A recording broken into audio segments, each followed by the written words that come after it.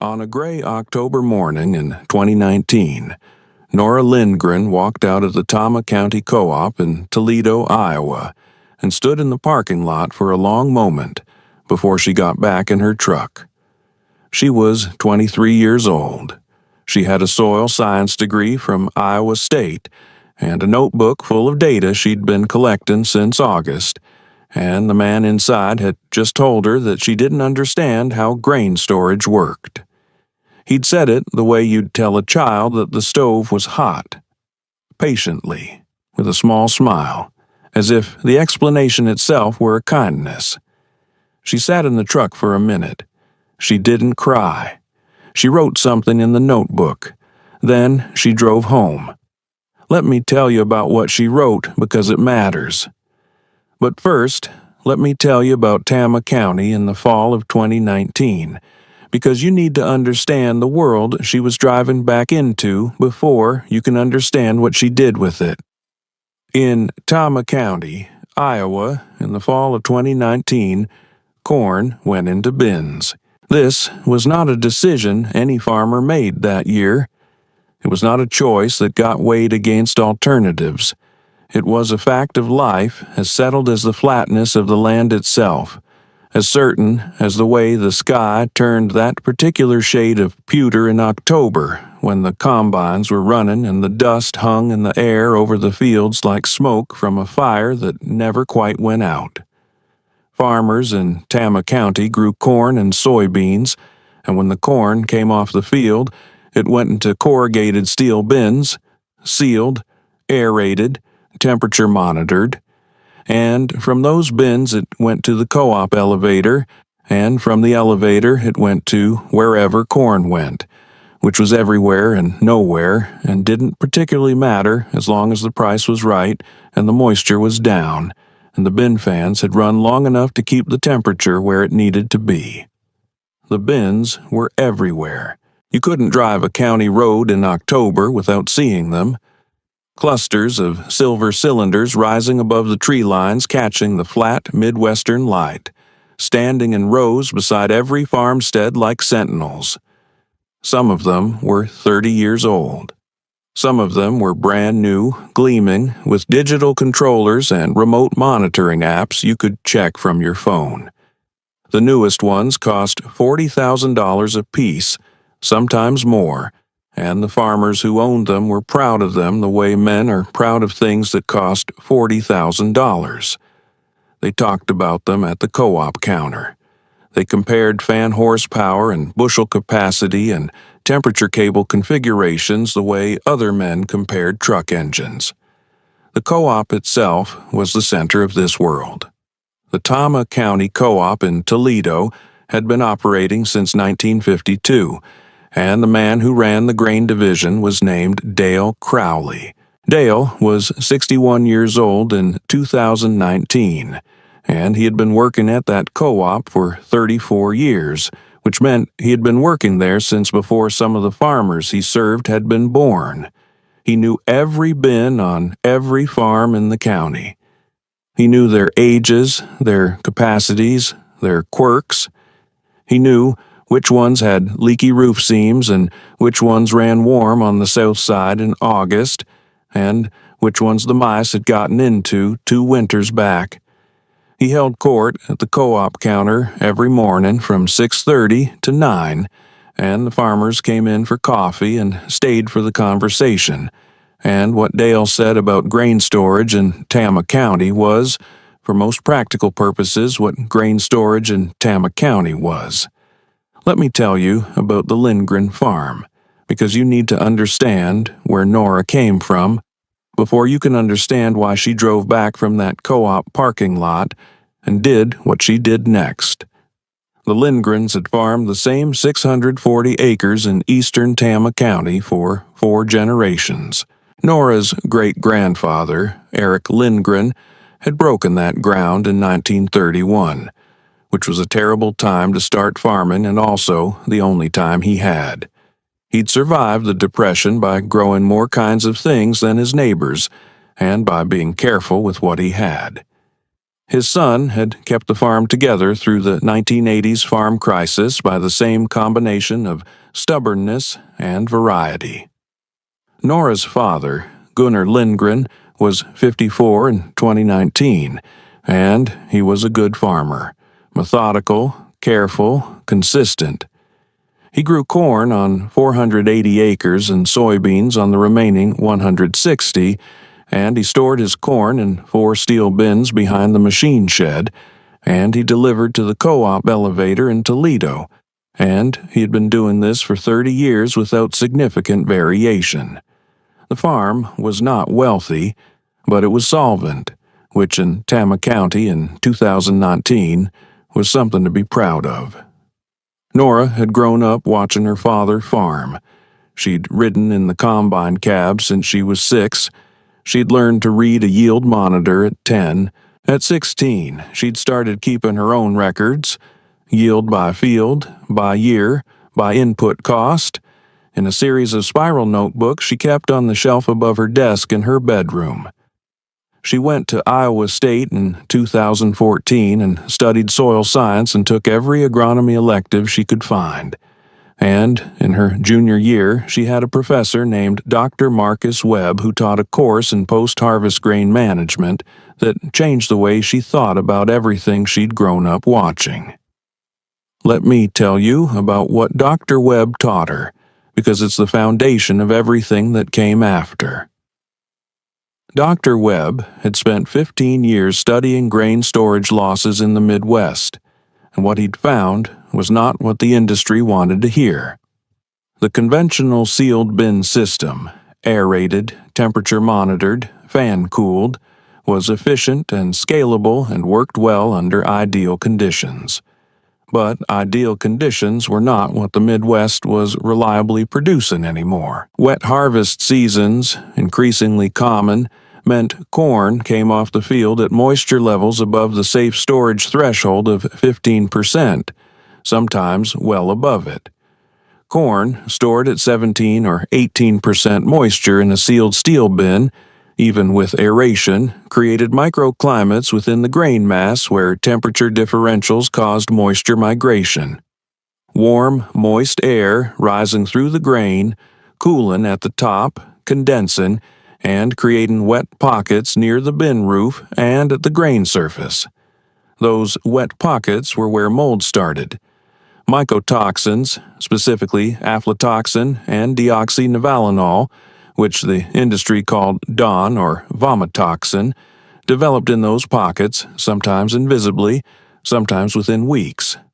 By the time a farmer discovered a mold problem, it had often spread through a significant portion of the bin.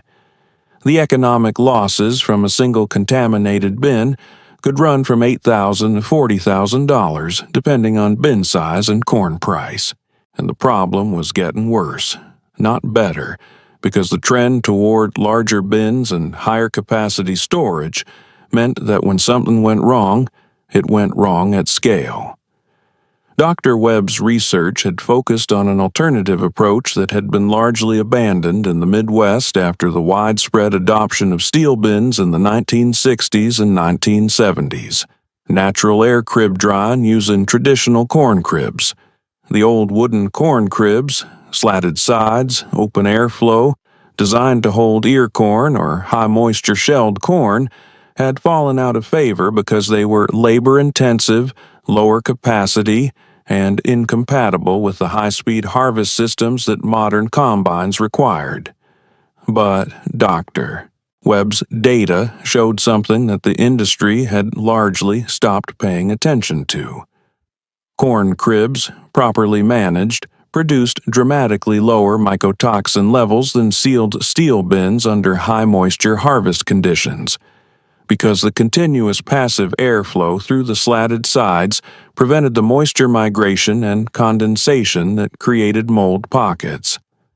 The grain dried slowly and evenly from the outside in, without temperature differentials, without wet zones. The losses were different in character, some surface spoilage on the outermost layer of grain, but the interior of the crib stayed clean. His field trial data from 12 farms across 3 states showed an average mycotoxin incidence rate of 0.4 parts per million in crib-stored corn versus 3.1 parts per million in bin-stored corn during wet harvest years. The co-op threshold for DON was 2 parts per million. Above that level, corn was docked or rejected. Nora had written those numbers in her notebook in the fall of her junior year, and she had not stopped thinking about them since. She graduated in May of 2018 and came home to the Lindgren farm. She spent the summer of 2018 walking the fields and reading everything Dr. Webb had published and corresponding with him by email about his ongoing research. In August of 2018, she sat down at the kitchen table with her father and her mother, Britta, and she laid out what she wanted to do. The Lindgren farm had 2 old corn cribs behind the east machine shed. They'd been built in 1948 and hadn't been used for grain storage since 1979, when Gunnar's father had put in the first steel bin. They were still standing. Gunnar had kept them in reasonable repair because he used them for equipment storage, and Nora had walked through them in July and measured them and calculated their capacity. Together, they held approximately 14,000 bushels. She wanted to clean them out, repair the slatted sides where boards had rotted, and use them to store a portion of the farm's corn harvest in the fall of 2018. Specifically the corn from the 2 fields she considered highest risk for wet harvest conditions based on their drainage characteristics and historical yield monitor data. She pushed her notebook across the table to her father.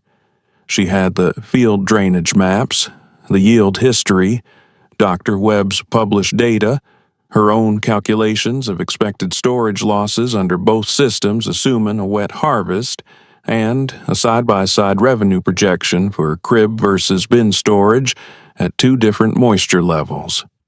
The kitchen went quiet. Britta stopped stirring her coffee. Gunnar set down his fork. He looked at the numbers for a long time.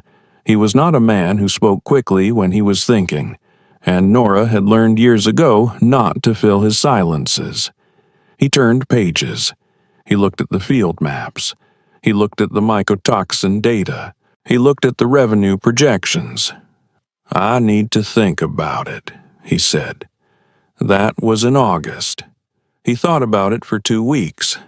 Then he came to Nora one evening and said she could use the east crib for the harvest from the low field.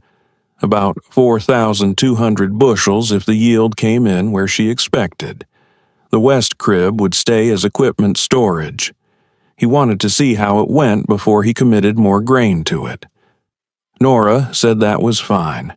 She spent September cleaning out the east crib, replacing 17 rotted siding boards, reinforcing the floor joists, and installing a simple temperature monitoring system using sensors she'd sourced from an agricultural supply company in Ames. She kept records of everything: labor hours, material costs, sensor readings. In a new notebook she started specifically for the project. The harvest came in wet that fall. The corn from the low field came off the combine at 19.2% moisture, which was above the safe bin storage threshold and would have required either immediate drying, at a cost of roughly 32 cents per bushel, or careful aerated bin storage with attentive monitoring. Nora put it in the east crib instead. She drove to the Tama County Co-op in October to talk to Dale Crowley about the storage decision and to ask whether the co-op would test her crib-stored corn separately from the bin-stored corn when she delivered in the spring, so she could have side-by-side quality data. She brought her notebook. Dale Crowley had been at the counter since 6:30. He was a big man with a gray mustache and the kind of confidence that comes from 3 decades of being the person everyone asks. He listened to Nora explain what she was doing and why, and he looked at the notebook she put on the counter, and then he looked at her and he laughed. It wasn't a mean laugh. That was the thing about it. It was a patient laugh, the laugh of a man who has heard a lot of ideas over 34 years and has learned to sort them quickly. It was the laugh of a man who was not angry, just certain. "Honey," he said, and Nora would later say that the word landed like a hand on her shoulder she hadn't asked for. Corn cribs are what your grandfather used before there were bins. There's a reason nobody uses them anymore. He slid her notebook back across the counter. "You want to talk about moisture management? Come back in the spring and we'll walk through your bin readings together. Now, let me pause here and ask you something. Have you ever been in a room where someone explained to you, very patiently, that you were wrong about something you'd spent 4 years studying? Where the explanation wasn't hostile, just impenetrable. A wall of certainty so thick that the data in your hand felt suddenly weightless? That's what Nora Lindgren walked out of that morning. She was 23 years old, and she had Dr. Webb's field trial data in her notebook, and she had her own temperature sensor readings from the East Crib already showing stable moisture equilibration. And Dale Crowley had looked at all of it and laughed the laugh of a man who doesn't need to look closely because he already knows. She sat in the truck. She wrote in her notebook, D.C., October 14, 19. Will not test separately. Come back in spring. Moisture management lecture. No engagement with data. Proceed independently. Then she drove home and checked her sensor readings and went back to work. Let me tell you about the winter of 2018 and 2019, because the story was already being written before most people in Tama County knew there was a story. Nora checked her crib sensors every 3 days through November, December, and January. She logged every reading, temperature at 5 points through the grain mass, estimated moisture at the surface and interior, ambient humidity and temperature outside the crib. The grain was cooling steadily and evenly. By December, the interior temperature had equalized with the ambient air, which was exactly what she wanted. No temperature differential, no moisture migration, no condensation zones. The outer inch of grain on the east and west faces of the crib showed some surface darkening by January, which she'd expected and accounted for in her projections. The interior was clean. In the 4 steel bins behind the machine shed, her father's corn was doing what it usually did, sitting in the dark, fans cycling on and off on the temperature controller's schedule, temperature cables showing readings within acceptable range. Everything looked normal. Nora spent that winter doing something else too. She was corresponding with Dr. Webb about expanding the project for the 2019 season, and she was building a spreadsheet that compared her crib's performance data against the published baseline data from his field trials. The numbers were tracking closely. She was also, quietly, talking to 2 other farmers in the county, Ingrid Peterson, who farmed 320 acres south of Trier, and a younger man named Silas Huber, who'd taken over his family's operation the year before, about what she was doing and why. Neither of them committed to anything, but they listened, which was more than Dale Crowley had done. Spring came.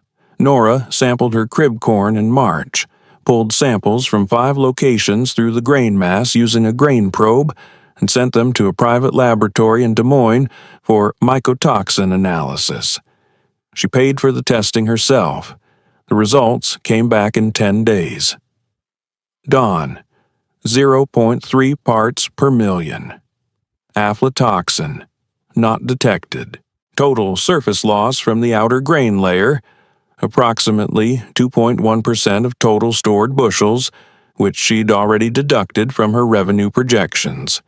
She sampled her father's bin corn the same week. The results, dawn, 0.8 parts per million. aflatoxin. Not detected. Both numbers were within the co-op's acceptable range, but the gap was there, 0.3 versus 0.8, and it was the gap that mattered, because it told her that the crib was doing exactly what Dr. Webb's data said it would do. She delivered the crib corn to the co-op in April. Dale Crowley was at the counter.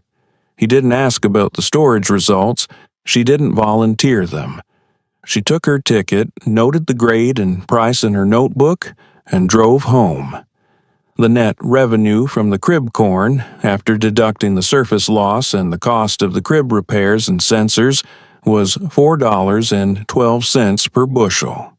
The net revenue from the comparable bin-stored corn, after deducting the aeration electricity cost, was $3.89 per bushel. The difference was 23 cents per bushel on 4,200 bushels. That was $966 in favor of the crib. Nora wrote that number in her notebook and circled it twice. She went to her father that evening and showed him the full comparison. The mycotoxin results, the revenue numbers, the cost breakdown. He looked at it for a long time. He was quiet in the way he was always quiet when he was recalculating something. Then he said, "Which fields do you want to use for the cribs next fall?" "Both cribs," Nora said, "and I want to talk about the 2019 harvest before we plant." He looked at her. "Go ahead. Let me tell you about the 2019 growing season, because the weather was already making the argument for her before the corn was even in the ground. May of 2019 was wet across central Iowa. Planting was delayed on low-lying fields throughout the county. June brought more rain. The agronomists at the extension office were already talking about elevated disease pressure, gray leaf spot, northern cornleaf blot, by mid-July. The forecast models were suggesting a late, wet harvest. Nora had been watching the weather data since March, and she'd been watching something else too. The commodity price forecasts, which were showing corn prices under pressure from trade tensions and a projected large national crop. The combination, wet harvest, low prices, elevated disease pressure, was exactly the scenario where mycotoxin risk was highest and where the margin between acceptable and docked grain was thinnest.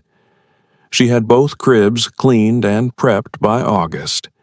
She'd replaced additional siding boards, reinforced the roof lines, and installed a second set of temperature sensors in the west crib.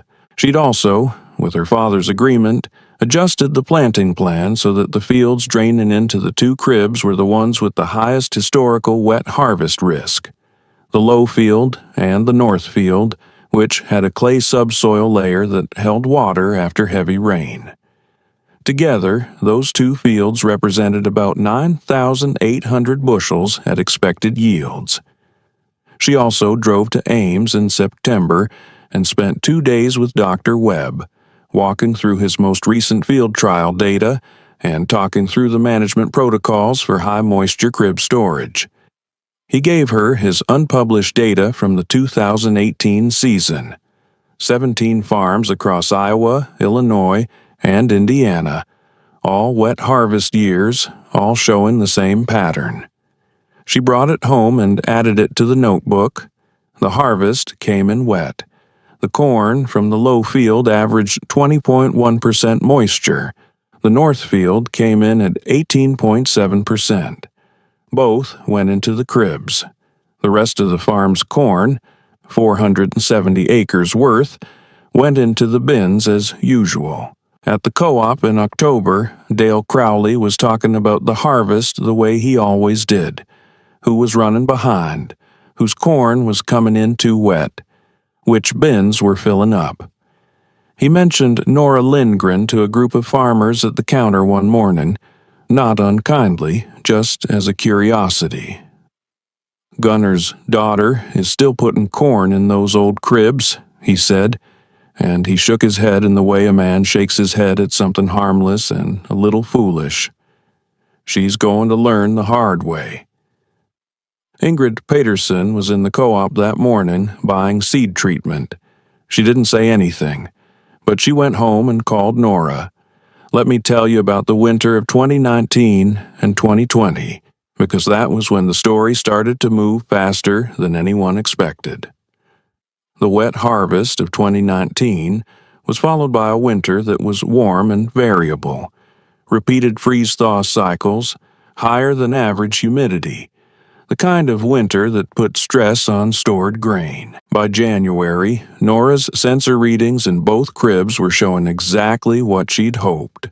Stable, even temperature equilibration, no hot spots, no moisture spikes. She was sampling monthly and sending samples to the Des Moines lab. The numbers were holding. The bins were a different story. Not on the Lindgren farm. Gunner's bins were well maintained and his corn had come in at manageable moisture levels on the fields he'd stored. But across the county, the warm variable winter was creating problems. By February, the co-op was getting calls from farmers whose temperature cables were showing hot spots in the upper portions of their bins. Hot spots meant moisture migration had occurred.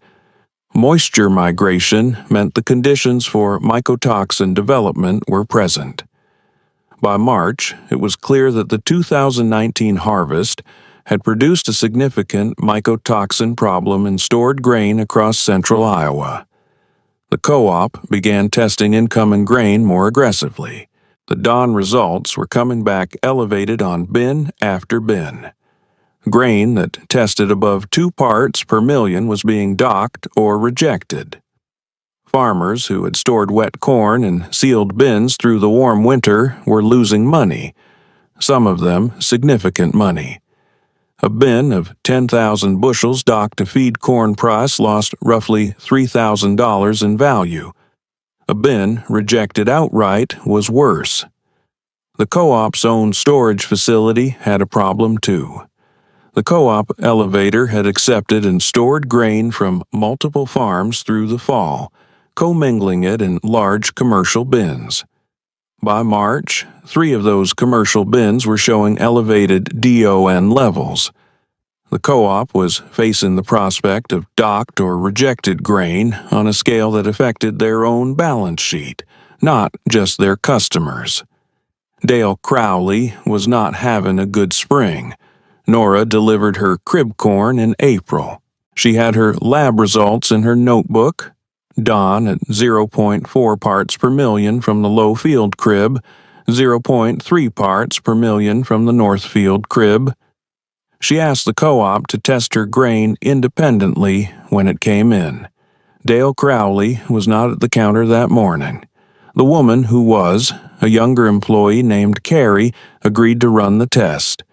The co-op's test confirmed Nora's lab results. Both loads came back clean.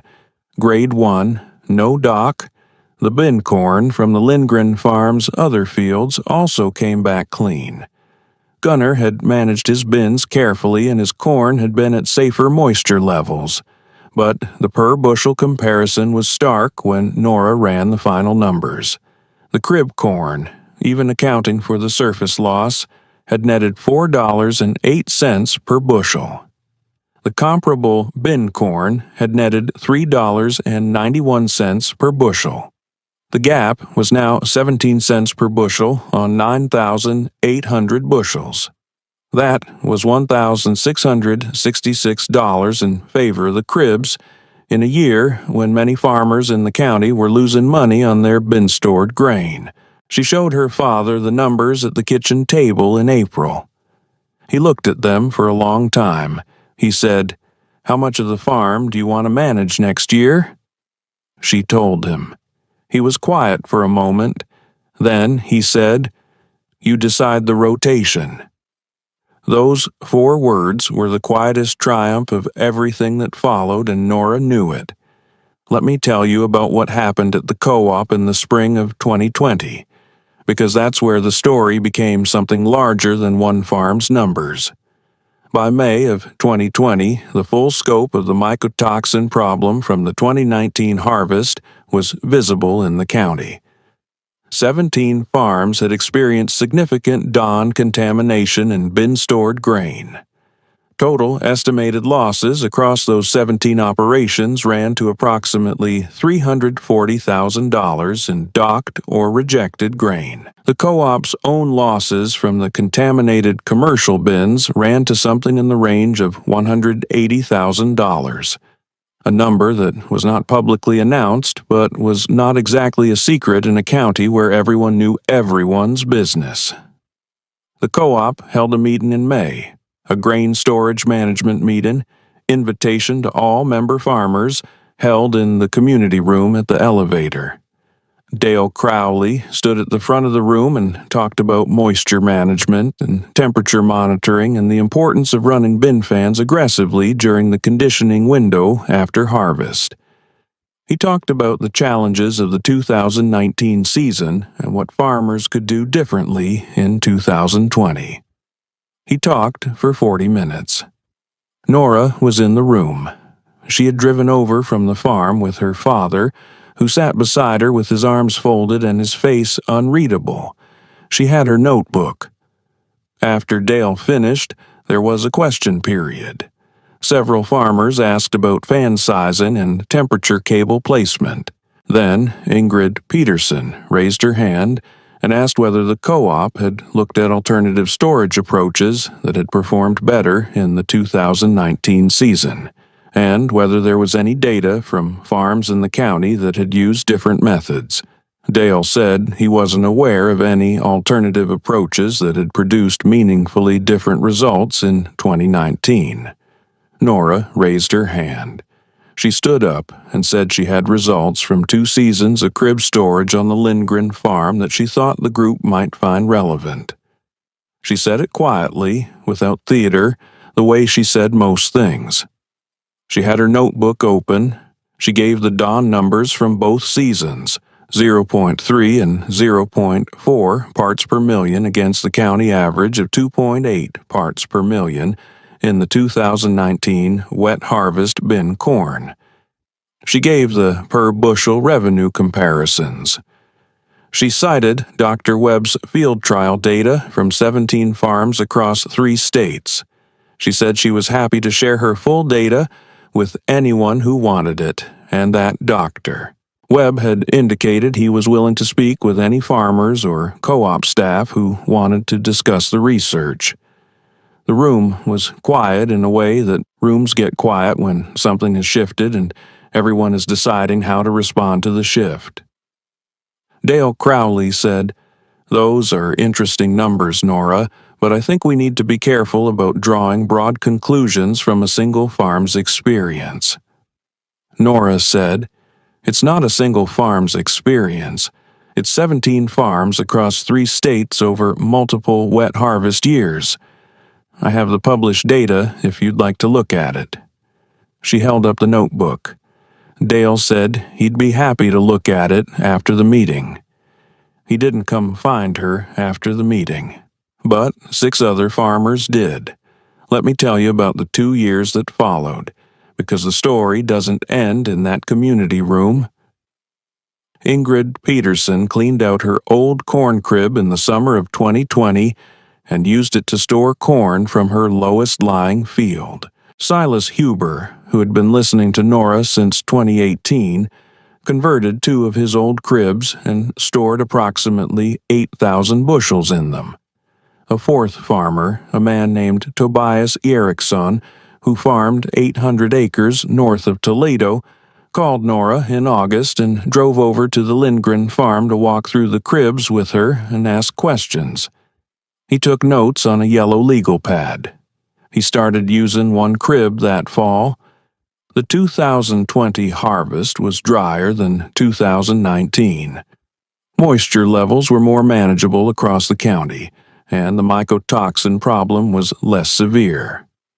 Nora's crib results were still better than the county bin average, but the gap was narrower, and she knew that a dry year was not the strongest test of her system. She said as much to the farmers who asked her about it.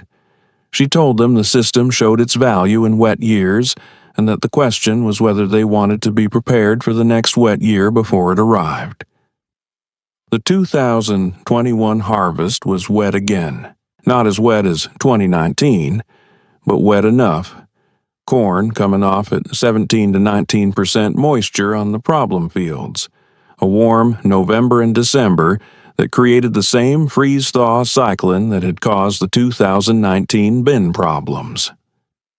By spring of 2022, the county was looking at another mycotoxin year, smaller in scale than 2019, but significant. 11 farms reported elevated DON in bin-stored grain. Ingrid Peterson's crib, corn tested at 0.5 parts per million. Silas Huber's crib corn tested at 0.4 parts per million. Tobias Erickson's crib corn tested at 0.6 parts per million. All three delivered clean grain at full price, while their neighbors with comparable fields took docks. The numbers were no longer theoretical. They were spread across 4 farms in Tama County, and they were consistent across 3 seasons. And the farmers who had been driving past the Lindgren cribs for 3 years and shaking their heads were now driving past and not shaking their heads anymore. Some of them were stopping. Nora was keeping all of it, every farm's data, every season's results, every comparison, in a master spreadsheet that now had 847 rows. She had sent a version of it to Dr. Webb, who had incorporated it into a paper he was preparing for the Journal of Stored Products Research. She was listed as a co-author. She was 26 years old. Let me tell you about the morning Dale Crowley drove out to the Lindgren farm, because that's the scene the story had been building toward since October of 2019. It was a Tuesday in June of 2022. Nora was in the east machine shed doing maintenance on the tractor when she heard a truck on the gravel. She came out and saw Dale Crowley's co-op pickup sitting in the yard. He was standing beside it, looking at the cribs. He was 64 years old. He looked like a man who had been doing arithmetic in his head for several months and had arrived at a number he didn't like. Nora wiped her hands on a shop rag and walked over. He said he'd been looking at the storage results from the past 3 seasons, and he wanted to talk to her about the crib system. He said the co-op was going to have a difficult time with its member farmers after another mycotoxin year, and he thought it might be worth exploring whether there were ways the co-op could support alternative storage approaches. He said it carefully, the way a man says something he has rehearsed. Nora looked at him for a moment. Then she said, "You told me corn cribs are what my grandfather used before there were bins. You said there's a reason nobody uses them anymore." Dale looked at the ground. "I know what I said. The reason nobody uses them anymore," Nora said, "is that they're labor-intensive and lower capacity, and the industry moved toward scale. Those things are all still true, but the reason they worked then is the same reason they work now. Passive airflow prevents moisture migration. That hasn't changed. The physics hasn't changed. What changed is that we stopped paying attention to it." Dale was quiet. "The lesson isn't that cribs are better than bins," Nora said. "The lesson is that any storage system that depends on perfect conditions to prevent catastrophic failure is a system that needs only one bad season to cost you everything." The co-op had $180,000 in losses in 2019. 17 member farms had $340,000 in losses. That's $500,000 in one county in one season, and the alternative was sitting in my field the whole time. She said it without anger. That was the thing about it. She said it the way you state a fact that has been verified 3 times and is no longer in dispute. Dale nodded slowly. He asked if she would be willing to present her data at the co-op's summer grower meeting in July. He asked if she could put together something the co-op could share with member farmers about crib assessment and rehabilitation. He asked if Dr. Webb would be available to speak. Nora said she'd check with Dr. Webb. She said she'd have a presentation ready. She went back into the machine shed and stood for a moment with her hands on the workbench. Then she went and found her notebook and wrote down the date and what had been said, the way she always did. Let me tell you about the July meeting, because it was the kind of meeting that people in Tama County still talk about. The co-op community room held about 80 people. There were over 130 farmers at the July grower meeting, which meant folding chairs in the hallway and people standing along the back wall. Dr. Webb had driven up from Ames and was sitting in the front row with a laptop. Ingrid Peterson was there. Silas Huber was there. Tobias Erickson was there with 3 neighbors he'd brought along. Gunnar Lindgren was there. He sat in the third row. When Nora walked to the front of the room, he stood up. He didn't say anything. He just stood. Ingrid Peterson stood. Then Silas Huber. Then Tobias Erickson. Then a few others who didn't know quite why they were standing but understood that something was being acknowledged. Nora looked at them for a moment. Then she opened her notebook and began. She spoke for 45 minutes. She covered 3 seasons of data from 4 farms in the county. She covered Dr. Webb's 17-farm study. She covered the mycotoxin mechanisms, moisture migration, condensation zones, the physics of passive airflow, in language that was plain enough for anyone in the room to follow. She covered the economics, the cost of crib rehabilitation, the cost of the sensors, the cost of the additional labor, and the net revenue comparison across wet and dry harvest years.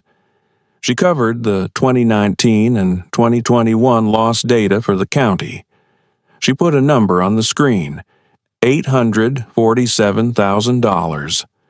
That was the estimated total storage loss in Tama County across the 2 wet harvest seasons of 2019 and 2021, combining farm-level losses and co-op losses. She said that number was not an argument against bins. She said bins worked well under the right conditions, and that most of the county's corn should continue going into bins. She said the argument was for diversification, for using the old infrastructure that was already sitting on most farms to provide a buffer on the highest risk acres in the highest risk seasons. She said, any storage system that grows only one kind of grain management is a system that needs only one bad season to fail. The room was quiet. Then someone in the back asked how to assess whether their old crib was structurally sound enough to rehabilitate, and Nora answered, and someone else asked about sensor placement, and someone else asked about the cost of the Des Moines lab testing versus the co-op's in-house testing, and the meeting went another hour and a half.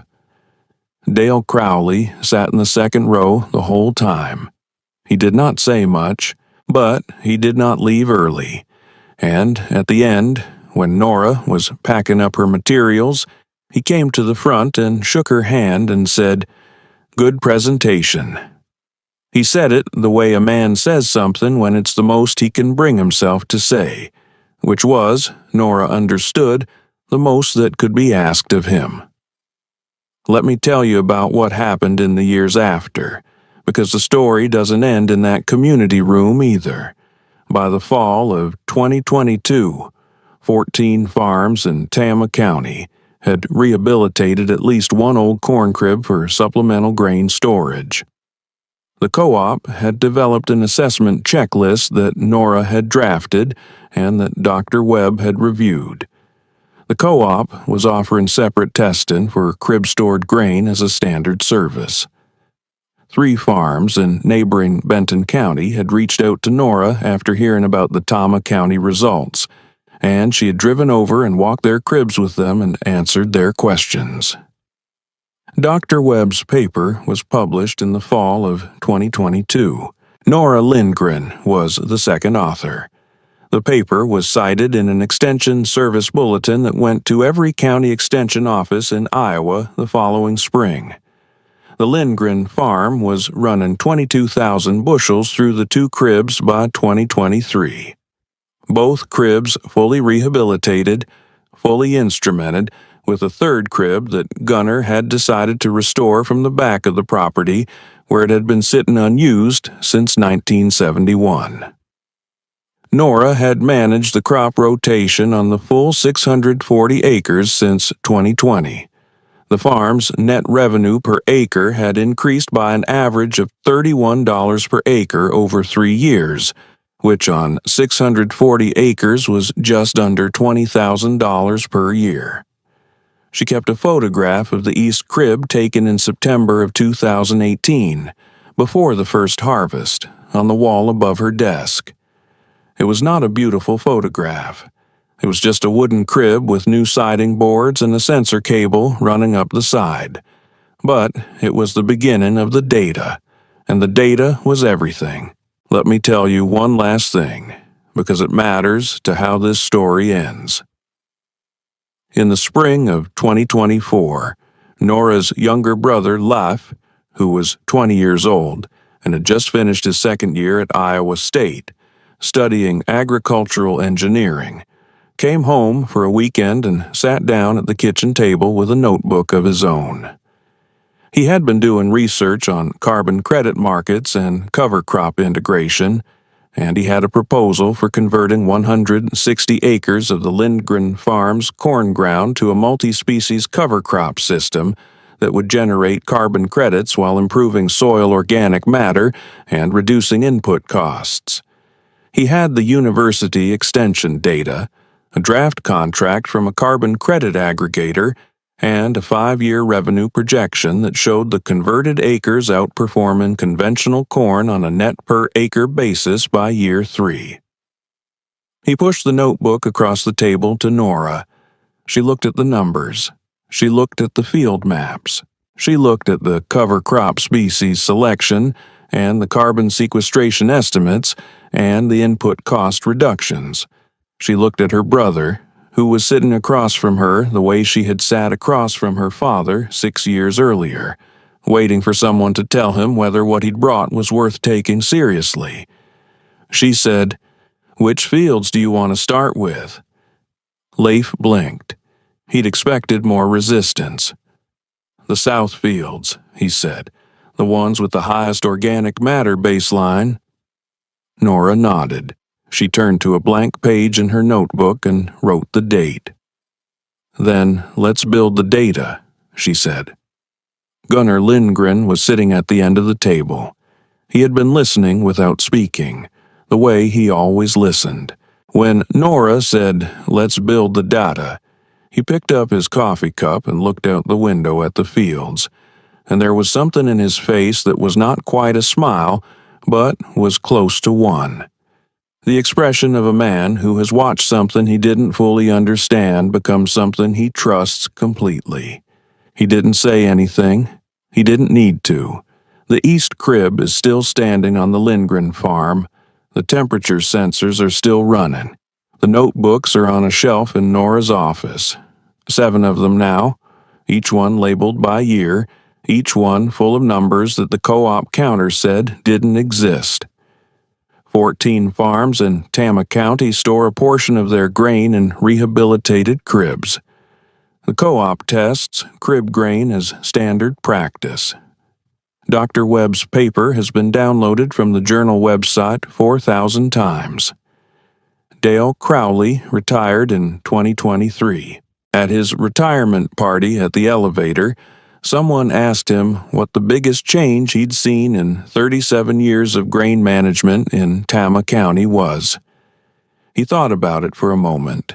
Then he said, "Learning to listen to people I wasn't expecting to hear from." Nobody in the room knew exactly what he meant, but Nora Lindgren, who was not at the party, would have recognized it. She planted corn in a bin county. They laughed. The mold came, the bins failed, the cribs stood,